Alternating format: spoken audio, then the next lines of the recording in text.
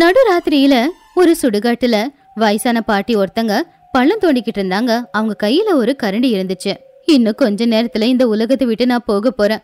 அதுக்கு முன்னாடி எனக்கு நானே சமாதி கட்டணும். பரவாயில்ல, ஜனங்க எப்பவும் சொல்லுவாங்க மனுஷங்க சாகும்போது எதையும் எடுத்துட்டு போக மாட்டாங்கன்னு.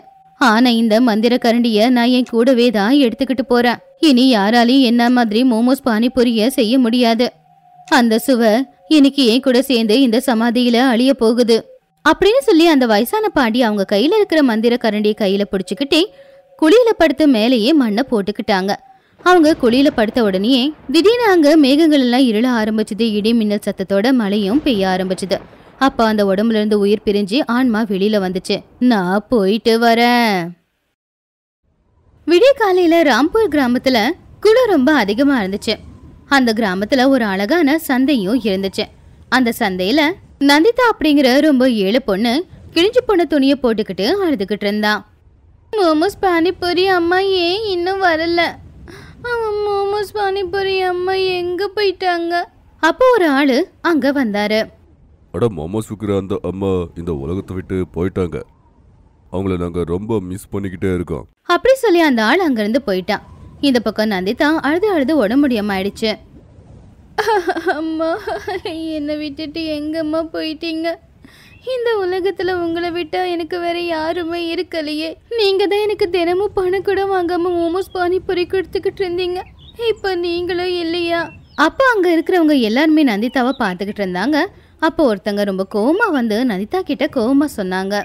எதுக்கு இப்ப தேவையில்லாம அழுதுகிட்டு இருக்க? ஏன் அந்த பாட்டி உனக்கு கொடுத்துட்டு இருந்த மோமோஸ் பானிபூரி இனி கிடைக்காது அப்படிங்கிறதுக்காக தானே? அந்த பாட்டி கிட்ட இருந்து ஏதாவது கத்துக்கிட்டியா? வயசான காலத்துல அந்த பாட்டி உழைச்சி சம்பாதிச்சுக்கிட்டு இருந்தாங்க அப்படி சொல்லி அவங்க அங்க இருந்து போயிட்டாங்க. நந்திதாவுக்கு ரொம்ப பசி எடுத்துச்சு. அவ அங்க இருக்கிற ஒவ்வொரு கடையிலும் போய் பிச்சை எடுத்துக்கிட்டு இருந்தா. ஆனா எல்லாரும் அவளை விரட்டி அனுப்பிக்கிட்டு இருந்தாங்க. அவ போகலன்னா அங்க இருக்கிறவங்க எல்லாரும் தக்காளி எடுத்து அவ முகத்துல அடிச்சுக்கிட்டு இருந்தாங்க. அடிங்க இவள, வழக்கம்மா பிச்சை கட்டின இருக்கா பிச்சைக்காரி. தயவு செஞ்சு அடிக்காதீங்க. நீங்க யாரும் வேலை கொடுக்கறது இல்லைங்கிறதுனால தானே நான் இப்படி பிச்சை எடுத்துக்கிட்டு இருக்கேன் அப்படி சொல்லி நந்திதா அங்கிருந்து அழுதுகிட்டே வந்து ஒரு தெருவோரத்துல உட்காந்துக்கிட்டு அங்க அவ பிச்சை எடுக்க ஆரம்பிச்சா. அங்க வரவங்க போறவங்க கிட்ட அவ பிச்சை எடுத்துக்கிட்டு தான் இருந்தா. ஆனா யாருமே அவளுக்கு ஒரு ரூபா கூட கொடுக்கவே இல்லை. அவ உடனே பக்கத்துல இருக்கிற ஒரு கோயிலுக்கு போனா அங்க கடவுள் கிட்ட இப்படி வேண்டிக்கிட்டா. கடவுளே, முதல்ல எங்க அப்பா அம்மா என்கிட்ட இருந்து எடுத்துக்கிட்டீங்க. ஒரு பாட்டி என்ன பாத்துக்கிட்டு இருந்தாங்க, அவங்களையும் கூப்பிட்டுக்கிட்டீங்க. பேசாம என்னையும் உங்ககிட்டயே கூப்பிட்டுக்கோங்களே. இந்த நரகத்துல இருந்து எனக்கு கொஞ்சம் விடுதலையாவது கிடைக்கும்ல. அப்போ பூசாரி அங்க வந்தாரு. பூசாரிய பார்த்த உடனே நந்திதா, பூசாரி ஐயா, நீங்க தள்ளி நில்லுங்க. எல்லாரும் என்ன அபசகுனம் அப்படின்னு சொல்றாங்க.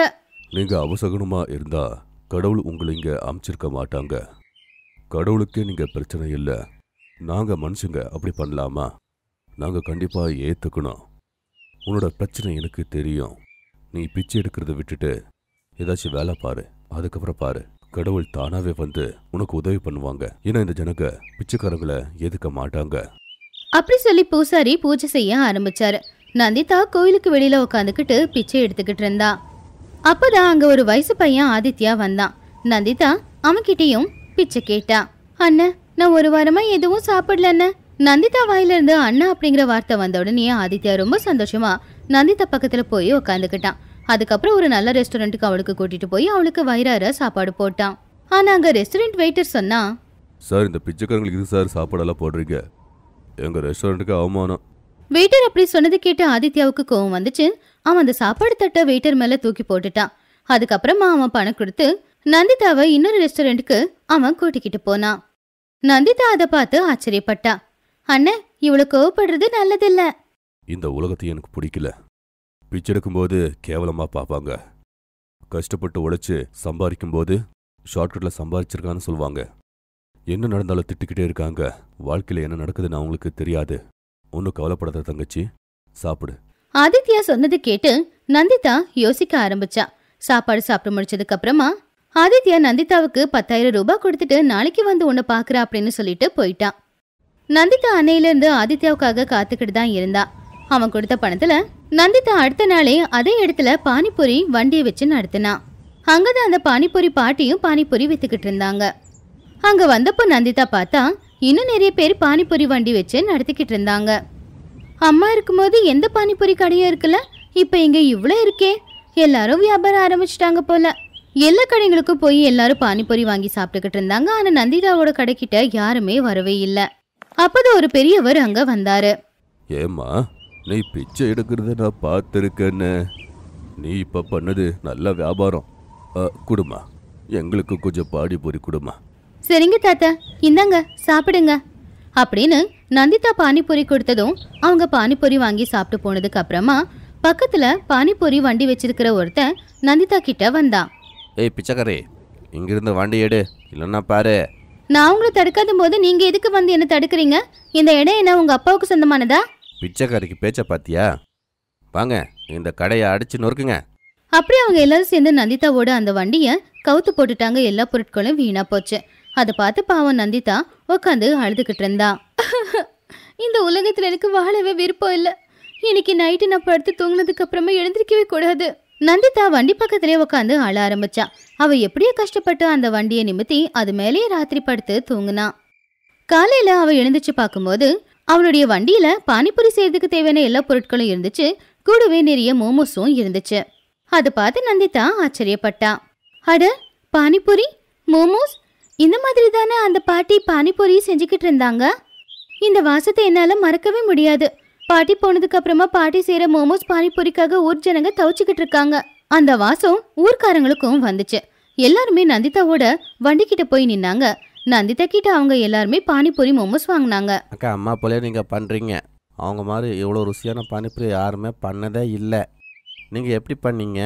அது எனக்கும் தான் தெரியல. நீங்க எல்லாரும் பானிபூரி சாப்பிடுங்க, இது பாட்டியோட பிரசாதம். அப்படி நந்திதா எல்லாருக்கும் மோமோஸ் பானிபூரி கொடுத்துக்கிட்டே இருந்தா. வரவங்க எல்லாரும் சாப்பிட்டுக்கிட்டு இருந்தாங்க. ஆனா மோமோஸும் பானிபூரியும் காலியாகவே இல்லை. ராத்திரி நேரமும் ஆச்சு. ஆனாலும் கூட இன்னும் மோமோஸும் பானிபூரியும் அப்படியே தான் இருந்துச்சு. ராத்திரி நேரம் கஸ்டமர்ஸ் எல்லாரும் போனதுக்கு அப்புறமா பக்கத்து வண்டிக்காரன் மறுபடியும் வந்து நந்திதாவோட அந்த வண்டியை கவுக்க பார்த்தான். அப்போ திடீர்னு ஆகாயத்துல மின்னல், இடி எல்லாமே வந்துச்சு. திடீர்னு மழை பெய்யும் ஆரம்பிச்சது. அப்போ இறந்து போன அந்த பாட்டி ஆன்மா உருவத்துல அவங்க முன்னாடி வந்து நின்னாங்க. அவங்கள பார்த்து எல்லாருமே ஆச்சரியப்பட்டாங்க. ஐயோ, இந்த அம்மா செத்துட்டாங்க இல்ல? இது இவங்க ஆன்மாவா? ஐயோ, ஓடுங்க ஓடுங்க. அப்படி சுத்தி இருந்த எல்லா வண்டிக்காரங்களும் வண்டிங்களை அங்கேயே விட்டுட்டு ஓட ஆரம்பிச்சாங்க. ஆனா பாட்டி வந்த உடனே நந்திதா கிட்ட சொன்னாங்க. நந்திதா, இந்த அதிசயம் எல்லாத்தையும் செஞ்சது நான் தாம்மா. இந்தா என்னுடைய கரண்டி. இந்த கரண்டி உன்கிட்ட இருக்கிற வரைக்கும் உன்கிட்ட இருக்கிற பானிபூரியும் தீந்து போகாது, மோமோஸும் தீந்து போகாது. இனி பிச்சை எடுக்காத. அப்புறம் எந்த ஆதித்யா உனக்கு பணம் கொடுத்து நீ இப்போ வண்டி வச்சிருக்கியோ அவன் வேற யாரும் இல்லை, என்னோட பேரன்தான். அவன் ரொம்ப நாளா அந்த கோவில்கிட்ட உன்னை தேடிக்கிட்டு இருந்தான். ஆனா நீ அவனுக்கு எங்கேயுமே கிடைக்கல. காலையில அவனை போய் பாரு. 2 பேரும் இனிமே ஒன்னாவே வாழுங்க. அவனும் உன்ன மாதிரி அனாதை ஆயிட்டான் அப்படின்னு நந்திதா கிட்ட சொல்லி அம்மாவோட ஆன்மா மறைஞ்சு போச்சு. நந்திதா சந்தோஷமா அடுத்த நாள் போய் ஆதித்யாவை சந்திச்சா. ஆதித்யா கிட்ட அவ நடந்தது எல்லாத்தையும் சொன்னான். கஷ்டப்பட்டு உழைச்சு சம்பாதிக்கும் போது ஷார்ட்கட்ல சம்பாதிச்சிருக்கான்னு சொல்லுவாங்க. ஒன்னும் கவலைப்படாத தங்கச்சி, சாப்பிடு. அப்படி நந்திதா அன்னையில இருந்து ஆதித்யா கூட வாழ ஆரம்பிச்சா.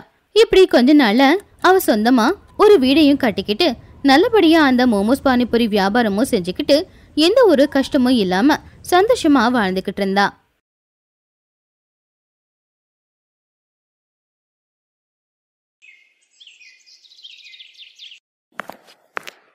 அம்மா, சாப்பாடு ஆயிடுச்சா? இல்லப்பா, இன்னும் கொஞ்ச நேரம் முடிஞ்ச உடனே உன்னை கூப்பிடுறேன். சரி, என்ன பண்ண போற? உருளைக்கிழங்கு கறியும் சப்பாத்தியும் பண்றேன். என்னம்மா எப்ப பார்த்தாலும் உருளைக்கிழங்கு, அதாச்சும் வேற பண்ணு. இல்லனா பன்னீர் பண்றியா? ஆஹாஹாஹா, பன்னீர் எவ்வளவு விலைன்னு தெரியுமா உனக்கு? இப்போ உருளைக்கிழங்கு தான் கம்மி விலையில இருக்கு, அதையே சாப்பிடு. அம்மா, ஏதாச்சும் டிஃப்ரெண்டா பண்ணித்தாமா. அது இல்ல கண்ணா, பைசா சேர்த்து வைக்க பழகிக்கோ, அதுதான் நல்லது. லலிதாவோட பேச்ச கேட்டு ராம் அங்கிருந்து கோவத்தோட கிளம்புறான். இந்த கதை எப்படிப்பட்டதுன்னா, கஞ்சத்தனமும் சுயநலமும் நிறைஞ்சது. லலிதா அவங்க புருஷன் லட்சுராம் ரொம்ப சுயநலவாதிங்க. நிறைய பைசா சம்பாதிச்சதும் ரொம்ப கஞ்ச பிசினாரிங்க ஆயிட்டாங்க. இதனால அவங்க பையன் ராம் ரொம்ப கோவப்படுவான். ஆனா அவங்க அப்பா அம்மா கிட்ட இதெல்லாம் செல்லாது. அப்புறம் ஒரு நாள், அம்மா நல்லா பசிக்குது, ஏதாச்சும் சாப்பிட கொடுமா. காலையில வச்ச உருளைக்கிழங்கும் சப்பாத்தி இருக்கு, போய் சாப்பிடு. என்ன மறுபடியும் பரோட்டாவா? அம்மா, இதை சாப்பிட்டே இருந்தா அப்புறம் நான் சாப்பிடவே முடியாது. அப்போ ஒண்ணு பண்ணு, அதுல இருக்கிற பாதியை மட்டும் சாப்பிட்டு வை. ஐயோ கடவுளே. சரி, நீங்க என்ன சாப்பிட்றீங்க? அத பத்தி நீ எதுவும் கவலைப்படாத. சாயந்தரம் கல்யாணத்துக்கு போறோம்ல, அங்க நல்லா சாப்பிட்டுக்கிறேன். கல்யாணம் ராத்திரி தானே. அதுல என்ன இருக்கு? இப்போ வயிற காலியா விட்டா ராத்திரி நம்ம வயிறு முட்டை நல்லா சாப்பிடலாம். அம்மாவும் அப்பாவும் சூப்பர். ஆமா மோனே, இது எல்லாமே எங்களுக்கு தெரியும். நாங்க ஒன்றும் இந்த மாதிரி சண்டை போடுறதில்ல. எங்க வயசுல நீயும் கூட இப்படிதான் பண்ணணும், புரியுதா? சரி சரி அப்பா. லட்சுராம் லலிதா அன்னைக்கு எதுவுமே சாப்பிடாம கல்யாணத்துக்கு போய் மூக்கு பிடிக்க சாப்பிட்டாங்க. இத பார்த்து அவன் ரொம்ப அசிங்கப்பட்டுட்டான். ஆனா அவனுக்கு தெரியும் அவங்க அப்பா அம்மாவை இவனால திருத்த முடியாதுன்னு. இப்படியே ராம் கொஞ்சம் பெருசாயிட்டான். பெருசானதுக்கு அப்புறம் ரேஷ்மிங்கிற ஒரு பொண்ண காதலிச்சான். இங்க பிரச்சனை என்னன்னா, ரேஷ்மி ஒரு ஏழை வீட்டு பொண்ணு. லட்சுமி, காஃபி குடிச்சிட்டு வரலாமா? போலாம். நீ ரொம்ப நாள் ஆச்சு என்ன காஃபிக்கு கூட்டிட்டு போய். என்னம்மா, இப்போ நம்ம ஏபிசிடில இருந்து காஃபி குடிக்கலாம். அட அப்படியா? சரி வாங்க. எனக்கும் ஏபிசிடில காஃபி எப்படி இருக்கும்னு பாக்கணும். ராம் ரேஷ்மிய கூட்டிட்டு ரொம்ப காஸ்ட்லியான ஹோட்டல் ஏபிசிடிக்கு போனான். 2 பேரும் கைய கோத்து பேசிட்டு இருந்தாங்க. அங்க ராம் அவங்க அப்பா அம்மா ஷாப்புக்கு வெளியில பைய மாட்டிக்கிட்டு நடந்து வர்றத பார்த்தான். அப்பா அம்மா இங்க என்ன பண்றாங்க? ஐயோ கடவுளே, அவங்க என்ன பார்த்தாங்கன்னா பிரச்சனை ஆயிருமே. அவங்க அம்மா அப்பாவை பார்த்ததும் ராம் டேபிள் கடையில எதையோ தேடுற மாதிரி நடிச்சிட்டு இருந்தான். அப்போ ரேஷ்மி அவங்க அப்பா அம்மாவை கண்டுபிடிச்சிட்டா. ராம், பாரு, உங்க அம்மா அப்பா வந்திருக்காங்க. லட்சுமி, அவங்க என்ன பார்க்க கூடாதுன்னா இப்படி பண்றேன். இவ்வளவு பெரிய காஃபி ஷாப்ல என்ன பார்த்தாங்கன்னா அது சரியா இருக்காது. ஏன் ஏன் அப்படி சொல்றீங்க? அவங்களையும் கூப்பிடுங்க. பாருங்க வெளியில எவ்வளவு வெயிலா இருக்குன்னு. ஐயோ, அவங்க இங்க வந்தாங்கன்னா அப்புறம் அவ்வளவுதான். நீ சுமாரு. லலிதா லட்சுராம் போனதுக்கு அப்புறம் ராம் டேபிள் கடையில இருந்து மேல வந்துட்டான். வந்ததும் ரேஷ்மிக்கு விஷயத்த சொன்னான். இத கேட்டு ரேஷ்மி டென்ஷன் ஆயிட்டா. என்ன லட்சுமி, என்ன யோசிக்கிற? நான் என்ன நினைக்கிறேன்னா, ஆண்டி அங்கிள் இவ்ளோ கஞ்சத்தனமா இருக்காங்களே, அப்புறம் நம்ம கல்யாணத்துக்கு எப்படி ஒத்துப்பாங்க? இதத்தான் ராவும் பகலா யோசிக்கிறேன். நீ ஒன்னும் பயப்படாத, நான் உன்னதான் கல்யாணம் பண்ணிப்பேன். ராம் ரேஷ்மிய பத்தி அவங்க அப்பா அம்மா கிட்ட பேசினா. எப்ப அவங்க 2 பேருக்கும் ரேஷ்மி ஏழை வீட்டு பொண்ணுன்னு தெரிஞ்சதோ அவங்க கல்யாணத்துக்கு மறுத்துட்டாங்க. ஆனா ராம் ரொம்ப விடாப்பிடியா இருந்தான். ரேஷ்மிய ரொம்ப விரும்புறான். அதனால ரேஷ்மிய ரெஜிஸ்டர் மேரேஜ் பண்ணிக்கிட்டான். கல்யாணத்துக்கு அப்புறம் ரேஷ்மிய கூட்டிட்டு ராம் வீட்டுக்கு வந்தான். அப்பா அம்மா மன்னிச்சிருங்க, ரஷ்மி இல்லாம என்னால இருக்கவே முடியாது. எங்களை மன்னிச்சிருங்க அத்தை மாமா, ப்ளீஸ். அதுல ஒண்ணு பிரச்சனையும் இல்ல. உன்னோட கல்யாணம் நடத்துறதுக்கு நிறைய செலவாகும் இல்லையா? அவங்க மாமா பேச்சு கேட்டு ரேஷ்மி ரொம்ப ஷாக் ஆயிட்டா. அவங்க பேசுனத கேட்டதும் அவங்க மாமனாரு எவ்வளவு வடிகட்டின கஞ்சோன்னு தெரிஞ்சுக்கிட்டா. ராமோட அம்மா அப்பா ரேஷ்மியா மருமகளா எத்துக்கிட்டாலும் வரதட்சணை வரலங்கிற ஏக்கம் அவங்களுக்கு இருந்துகிட்டே இருந்தது. அதனால எப்ப பார்த்தாலும் ரேஷ்மியா ஏதாவது ஒரு குறை சொல்லிக்கிட்டே இருந்தாங்க. அப்ப ஒரு நாள், ரேஷ்மி இந்தா இன்னைக்கு சாப்பாட்டுக்கு புலாவ் பண்ணு. எப்பா, இப்ப விலைவாசி எல்லாம் எவ்வளவு ஏறி போயிடுச்சு. உங்க வீட்ல புலாவ் எல்லாம் பண்ணுவாங்களா இல்லையானே தெரியாது. ஆனா ஒண்ணு மட்டும் சொல்லிக்கிறேன், நீ இந்த வீட்டுக்கு மருமகளா வந்ததுக்கு ரொம்ப கொடுத்து வச்சிருக்கணும். லலிதாவோட பேச்ச கேட்டு ரேஷ்மிக்கும் ராம்க்கும் ரொம்ப கோவம் வந்துச்சு. ஆனா அவங்க 2 பேரும் மௌனமா இருந்துட்டாங்க. கொஞ்ச நாள் கழிச்சு அவங்க மாறுவாங்கன்னு எதிர்பார்த்தாங்க. ஆனா லலிதா வேற எதையோ யோசிச்சுட்டு இருக்கா. மறுநாள், டேய் ராம், உன்கிட்ட ஒரு விஷயம் சொல்லணும்டா. என்னம்மா? அங்க சிவப்பூர் டிராவல்ஸ் இருக்காங்கல்ல, ஆமா. அவங்க ஏதோ ஆஃபர் போட்டிருக்காங்களாம். தீர்த்த யாத்ராக்கு நேபாள் போறாங்களாம். காசும் கம்மியா தான் சொல்றாங்க. அதனால அப்பாவும் நானும் என்ன நினைச்சோம்னா, சாமிய கும்பிட்டுட்டு வரலாம்னு நினைச்சோம். அது நல்லது தானே. கொஞ்ச நாட்களுக்கு காத்திரு. எனக்கு சம்பளம் வந்த பிறகு எல்லாத்தையும் நாம பாத்துக்கலாம். அட, அதுக்குள்ள ஆஃபர் முடிஞ்சிரும்பா. இப்ப என்கிட்ட அவ்வளோ காசு இல்லம்மா. அப்போ ஒரு வேலை செய், ரஷ்மியோட அம்மா அப்பா கிட்ட கொஞ்சம் கடனை கேளு. நான் சொல்றது சரிதானே? ராம் ரொம்ப சோகமா சரின்னு சொன்னான்.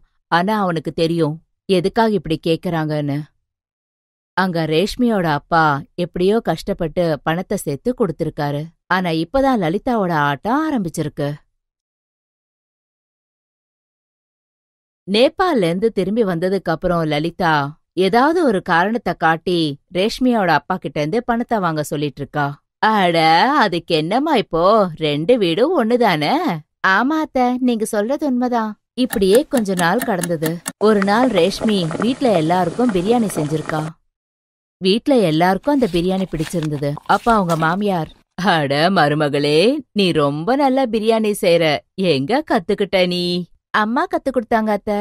ரொம்ப நல்ல விஷயம்மா. சரி, எப்படியோ உங்க அப்பா அம்மா அவங்க எங்கள சாப்பாட்டுக்கு கூட கூப்பிடல. ஒரு வேலை பண்ணு, இந்த சண்டே அவங்க வீட்டுக்கு சாப்பாட்டுக்கு வரோன்னு அவங்க கிட்ட சொல்லு. உங்க அம்மாவோட சமையல் சாப்பிடணும் போல இருக்கு. உங்க அம்மா கிட்ட சொல்லு, நிறைய முந்திரி எல்லாம் போட்டு பிரியாணிய பண்ண சொல்லு. சரி அத்தை. லலிதாவோட பேச்ச கேட்டு ரேஷ்மி ரொம்ப டென்ஷன் ஆயிட்டா. ரேஷ்மிக்கு தெரியும் அவங்க அப்பா கிட்ட பணம் இல்லன்றது.